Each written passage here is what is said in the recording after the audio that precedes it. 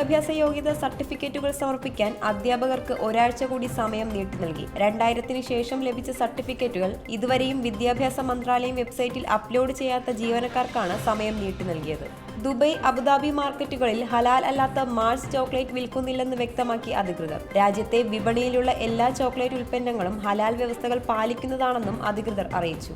UAE-യിൽ ശക്തമായ പൊടിക്കാറ്റിന് സാധ്യതയെന്ന് കാലാവസ്ഥാ വകുപ്പിന്റെ മുന്നറിയിപ്പ്. വാഹനമോടിക്കുമ്പോഴും പുറത്തിറങ്ങി നടക്കുമ്പോഴും അതീവ ജാഗ്രത പാലിക്കണമെന്ന് അധികൃതർ അറിയിച്ചു. രാജ്യത്ത് ആശുപത്രികളിലെയും ക്ലിനിക്കുകളിലെയും ജീവനക്കാരുടെ പ്രവർത്തന സമയത്തിൽ മാറ്റം വരുത്തിയതായി കുവൈറ്റ് ആരോഗ്യ മന്ത്രാലയം. പുരുഷ ജീവനക്കാർക്ക് രാവിലെ 7 മുതൽ ഉച്ചയ്ക്ക് 2 വരെയും വനിതാ ജീവനക്കാർക്ക് രാവിലെ 7 മുതൽ ഉച്ചയ്ക്ക് 1:45 വരെയുമാണ് ജോലി സമയം.